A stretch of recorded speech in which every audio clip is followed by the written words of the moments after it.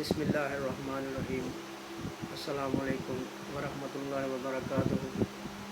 Viewers, آپ کے ساتھی غلام مصطفیٰ ایک نئی ویڈیو کے ساتھ، لیکن ایک بڑے اہم ٹاپک کے ساتھ آپ کی خدمت میں حاضر ہے۔ آج میں نے اپنی ویڈیو کا جو موضوع بنایا ہے وہ دنیا کا ایک بڑا اہم موضوع ہے، وہ ہے معلم یعنی استاد معلم انسانیت کے آئینہ میں،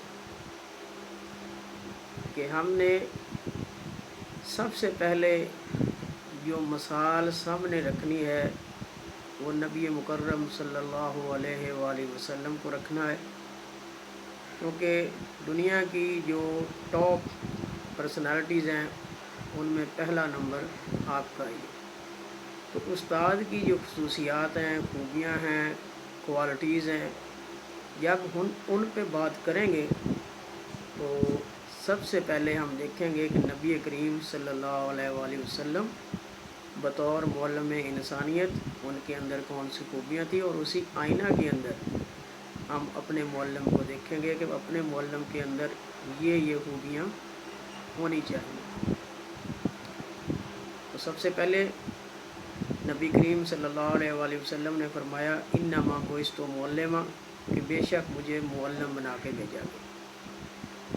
تو کسی بھی معلم کے لیے، استاد کے لیے، ٹیچر کے لیے اس سے بڑھ کے فخر کی کوئی بات نہیں ہو سکتی کہ خود معلم انسانیت نبی آخر الزمان حضرت محمد مصطفیٰ صلی اللہ علیہ وآلہ وسلم نے خود کو معلم قرار دیا ہے۔ تو اب دیکھتے ہیں کہ بطور معلم وہ کون سی خوبیاں تھیں جس کی وجہ سے آج دنیا کے نقشے میں ہر جگہ جو ہے وہ مسلمان پھیلا ہوا ہے۔ معلم کائنات کے آئینہ میں جب ہم دیکھتے ہیں تو سب سے جو پہلی بات آتی ہے کہ معلم جو ہے وہ خود مثال بنے۔ تو نبی کریم صلی اللہ علیہ وآلہ وسلم خود مثال بنے، ماڈل بنے، پھر لوگوں کو اس بات کی ترغیب کی، لوگوں کو تبلیغ کی، اور لوگوں نے کہا صدقتا یا رسول اللہ۔ اگر بندہ خود مثال نہ بنے تو پھر اس کا جو کلام ہے وہ غیر مؤثر ہو جاتا ہے، لوگ اس پہ انگلیاں اٹھاتے ہیں۔ اس کے بعد ہم دیکھیں گے پرجوش اور انتہائی پرجوش دونوں معنوں میں، کہ معلم جو ہے وہ پرجوش ہو اور اپنی منزل کو پا لینے کا اس میں جذبہ کوٹ کوٹ کے بھرا ہونا چاہیے۔ تو اگر وہ ڈنگ ٹپاؤ کرتا ہے تو پھر وہ کبھی بھی جو ہے وہ اپنے طلبہ کی نگاہ میں عزت حاصل نہیں کر سکتا۔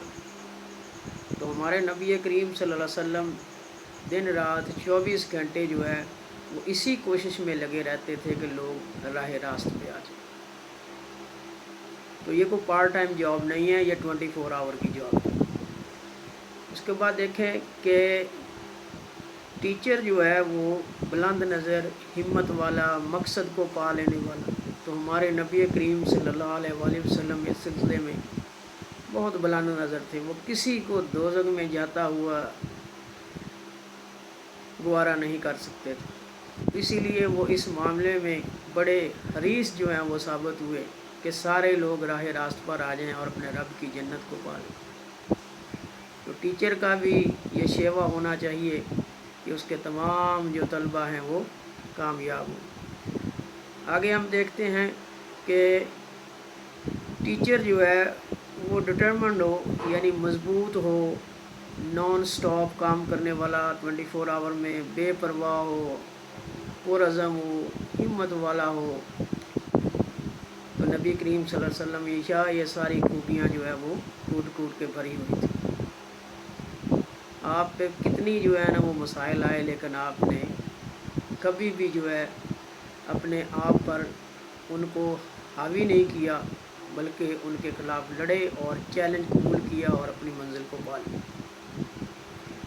پھر ہم دیکھتے ہیں کہ ٹیچر جو ہے اس کا کام ہوتا ہے کہ دوسروں کی حوصلہ افزائی کرے. تو میرے نبی صلی اللہ علیہ وسلم نے ہمیشہ دوسروں کی حوصلہ افزائی کی، کسی کو ڈسکریج نہیں کیا. پھر ہم دیکھتے ہیں کہ جدید دور کے اندر تو ٹیچر جو ہے وہ نظریاتی سرحدوں کا امین ہوتا ہے. اگر ایک فوجی جو ہے وہ جغرافیائی سرحدوں کا امین ہے، تو ایک ٹیچر جو ہے وہ نظریاتی سرحدوں کا امین ہے. وہ اپنے ملک کے نظریے کا محافظ ہے، اور اس نے اپنی فوج طالب علموں کے ذریعے ان نظریاتی سرحدوں کی حفاظت کرنی ہے، تاکہ کوئی دوسرا نظریہ ہمارے اپنے نظریے پہ غالب نہ آ جائے. پھر آگے جو بڑی ایک اہم بات آ رہی ہے کہ معلم، ٹیچر، استاد قسمت کا معمار ہوتا ہے، وہ دوسروں کی قسمتیں بناتا ہے. تو اس سلسلے میں اسے انتہائی ایمانداری سے کام لینا ہوگا. نبی کریم صلی اللہ علیہ وآلہ وسلم کے اسوہ حسنہ پر عمل کرنا ہوگا کہ وہ دوسروں کی ایسی قسمت بنائے کہ وہ اس کے لیے جو ہے وہ کامیابی کا معیار بن جائے. تو مولوی میر حسن نے سر علامہ محمد اقبال کو تخلیق کیا، تو پھر ڈاکٹر علامہ محمد اقبال نے بھی اپنا حق ادا کر دیا اور ان کو انگریز سرکار سے شمس العلماء کا خطاب لے کر دیا. تو معلم کائنات کے آئینہ میں جب ہم استاد کو دیکھتے ہیں تو اس کے اندر ایک بات بڑی اہم جو ہے وہ موجود ہونی چاہیے، بلکہ ہر وقت جو ہے وہ اس کا زیور ہو کہ وہ بچوں کے ساتھ پیار کرے. ہمارے نبی صلی اللہ علیہ وسلم بچوں سے بہت پیار کرتے، کھیلتے تھے ان کے ساتھ، جو بھی نیا پھالا تھا وہ ان کو لا کر دیتے تھے.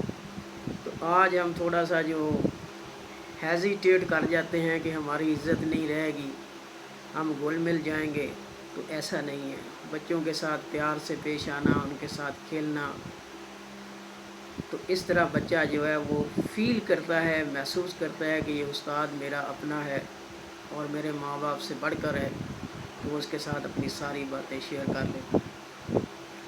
آگے استاد کے لیے ضروری ہے کہ بچوں کی نفسیات سے واقف ہو، وہ ایک اچھا کونسلر ثابت ہو.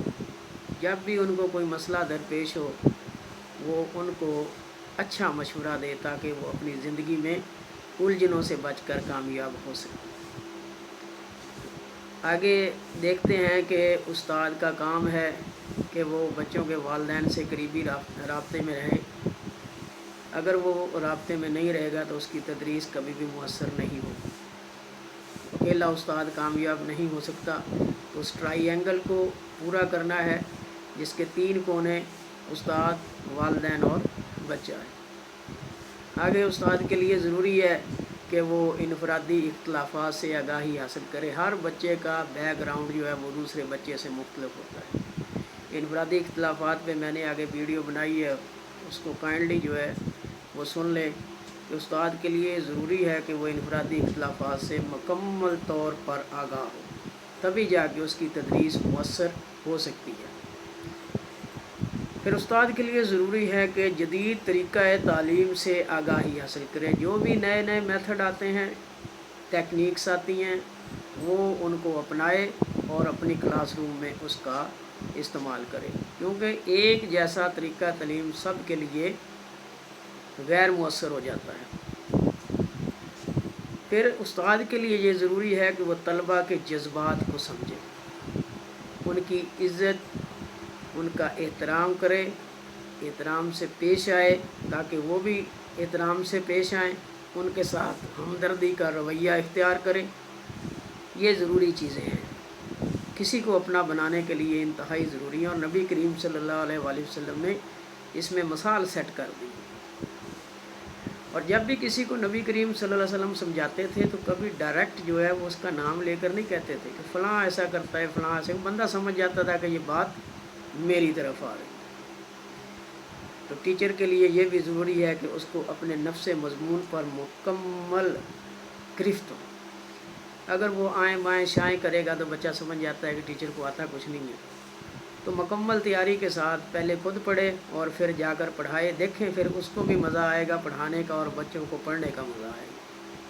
یہ جو ہم اٹھتے ہیں، اٹھ کے کلاس روم میں جاتے ہیں کہ چلیں ٹھیک ہے کوئی بات نہیں، 2-4 لفظ پڑھانے ہیں، یاد کرانے ہیں، رٹوانے ہیں، تو یہ تعلیم نہیں ہے۔ یہ ایک قسم کی ملازمت ہے جو ہم کر رہے ہیں۔ تو ٹیچر جو ہے ملازم ضرور ہوتا ہے، لیکن وہ ایک روحانی باپ بھی ہوتا ہے۔ تو پھر اس کو معاشرتی اقدار کا لحاظ کرنا چاہیے، جو بھی معاشرے کی اقدار ہیں اس کا لحاظ کرنا چاہیے، اپنے کلچر کا لحاظ کرنا چاہیے۔ تو کوئی ایسی بات نہ کرے جس سے معاشرتی اقدار پہ کوئی ہٹ ہوتی ہو۔ پھر اس کے لیے یہ بھی ضروری ہے کہ وہ سب کے ساتھ یکساں سلوک کرے، کسی کو اگنور نہ کرے۔ ہمارا یہ پایا جاتا ہے کہ یہ امیر کا بچہ ہے، اس کے ساتھ یہ کر لو، پھر بچے تو نوٹ کرتے رہتے ہیں اس بات کو۔ تو اس لیے اسے یہ ضروری ہے کہ وہ سب کے لیے قابل قبول ہو، اور کوئی ان کی جو ہے یہ بات نہ کرے کہ یہ ہمارے ساتھ جو ہے وہ اس طرح پیش آتا ہے اور دوسرے کے ساتھ یہ اس طرح پیش آتا ہے۔